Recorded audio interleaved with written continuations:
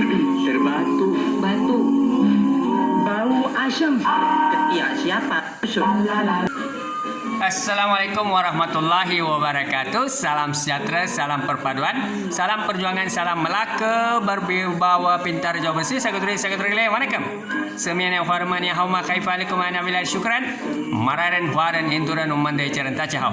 Tuan-tuan dan puan-puan, saya Muhammad Anwar Fahmi Haridas bin Abdullah selaku penganalisis politik Tapi Lestari menjunjung tinggi perlembagaan persekutuan artikel 5 to 19. Freedom of speech, freedom to attend rally, choose your own school of thought, wise out. Saudara, kita adalah negara yang mengamalkan demokrasi berparlimen. Kita menjunjung tinggi perlembagaan persekutuan dan menghormati Raja-Raja Melayu, Tuanku Sultan, menghormati Akta Pulu 1967. Saudara, kita bukan negara yang mengamalkan totalitarian, authoritarian, regime komunis military.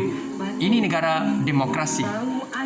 Maka hendaklah kita sentiasa lestari untuk memberi pandangan dan sentiasa mematuhi undang-undang Malaysia.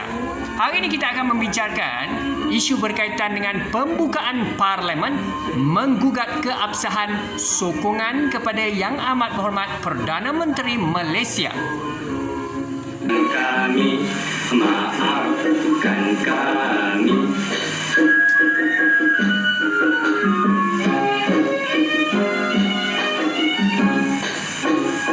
Wahai cik adik, jangan merajuk. Maafkan kami, si bujang lapuk. Jikalau salah, tolonglah tunjuk. Kami rela, hai kena ketuk. Tuan-tuan dan puan-puan, harapan wakil rakyat ketika parlimen bersidang pada 26 Julai 2021. Tuanku telah berkenan dan tuanku memberikan peringatan serius kepada khususnya Yang Amat Berhormat Perdana Menteri Tan Sri Muhyiddin Yassin dan juga wakil rakyat supaya bersidang dengan tenang dan mencari solusi.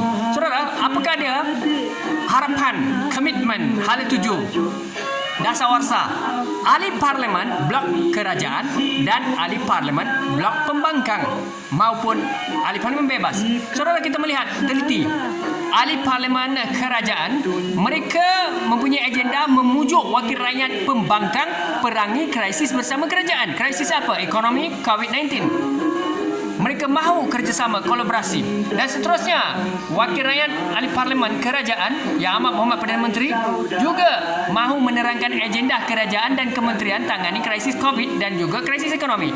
Sebab itu menteri-menteri diberi peluang untuk memberi perbahasan menerangkan kepada wakil rakyat ahli parlimen. Namun kita lihat apakah pula kehendak ahli parlimen pembangkang, yakni bebas. Saudara, kita melihat yang pertama, komitmen mereka ahli parlimen pembangkang ataupun bebas, mereka mahu berdebat, berbahas serta usul undi berkaitan dengan isu peruntukan atau apa saja dasar polisi ataupun apa saja akta yang diluluskan ataupun peruntukan belanjawan diluluskan untuk menangani krisis COVID maupun ekonomi di negara ini. Dan mereka juga mahu mencabar sokongan terhadap Yang Amat Berhormat Perdana Menteri dan Kerajaan Perikatan Nasional. Sebab keabsahan Perdana Menteri hanya boleh dicabar dalam parlimen secara tuntas, kredibel dan mengikut perlembagaan persekutuan. Wahai saudari,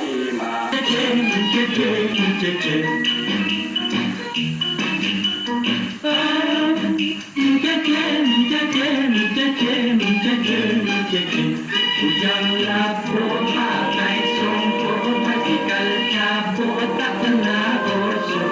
Saya kempes roda bengkok, adam tetes macam kerupuk. Janganlah keliling kampung, naik basikal, pakai sarung, minum air dan naik. Tuan-tuan dan puan-puan, punca utama Tuanku Murka, Tuanku Sultan Duli Yang Maha Mulia, Tuanku Sultan, istana. Saudara, kenyataan yang dikeluarkan pada hari ini menunjukkan bahawa sebenarnya punca utama Tuanku Murka disebabkan di parlimen sepatutnya wakil rakyat, kerajaan dan pembangkang membahaskan isu, membincangkan isu berkaitan dengan ordinan darurat secara tuntas, mengikut perlembagaan dan seterusnya mengundi dan mengangkat isu berkaitan kepada tuanku dipersembahkan secara lestari, menghormati Tuanku Sultan selaku ketua negara. Apa yang kita lihat di sini tidak membuka perbahasan dan undian berkaitan isu kesemua ordinan darurat dibatalkan.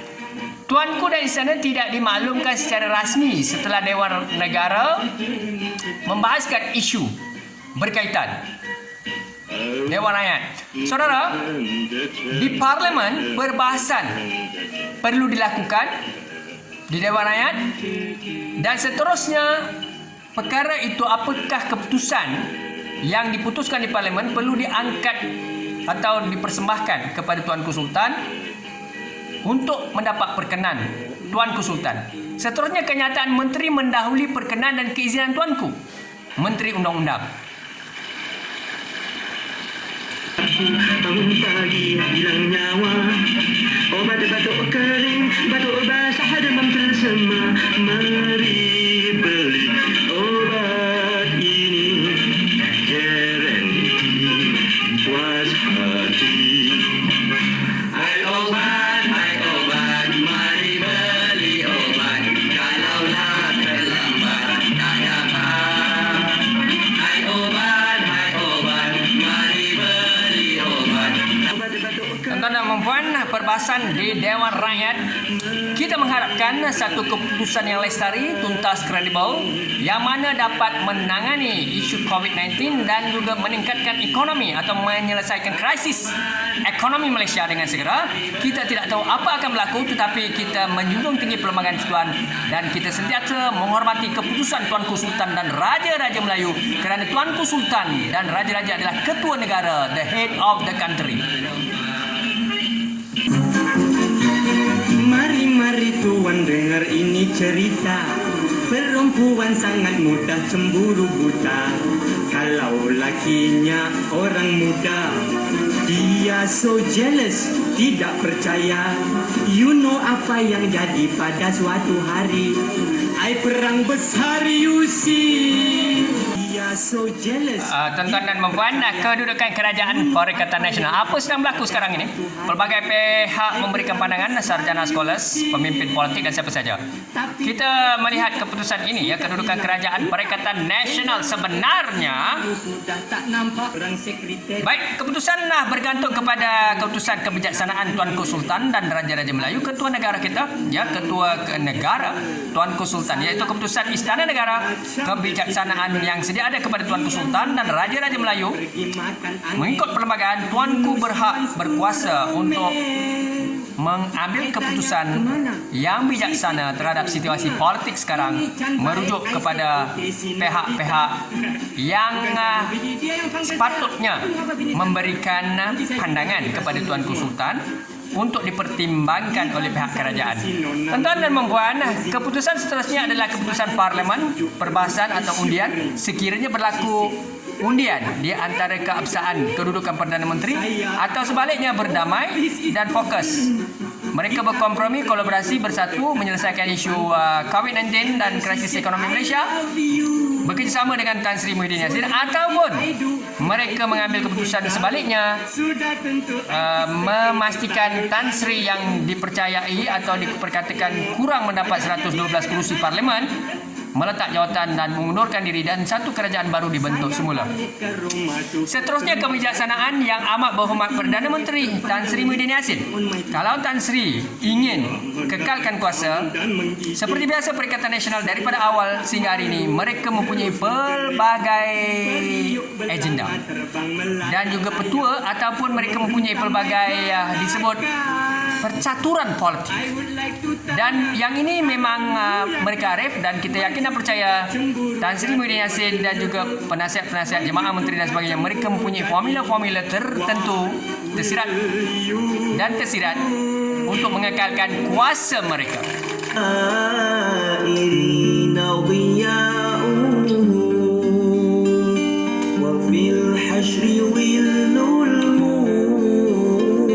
سلينا لي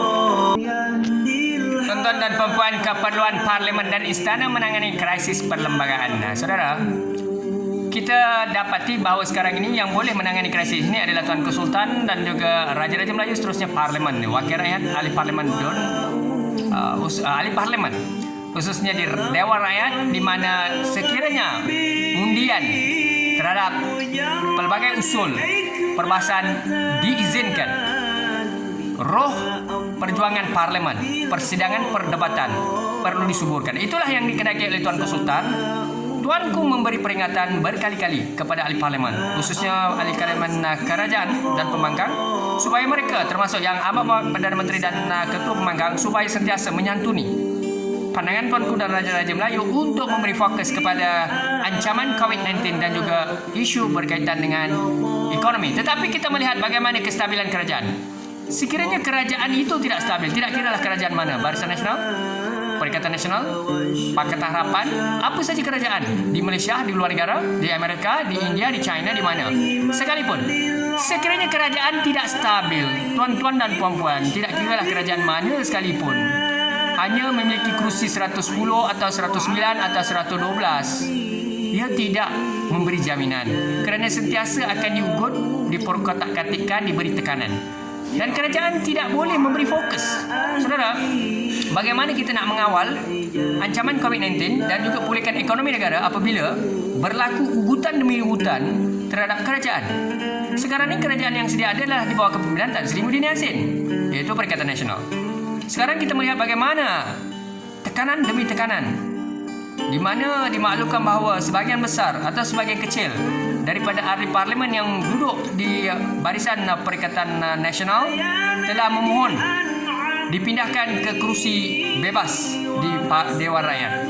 Dan ini satu masalah besar bagi Perikatan Nasional, dan hari ini diperlakukan oleh Tan Sri ataupun Timbalan Perdana Menteri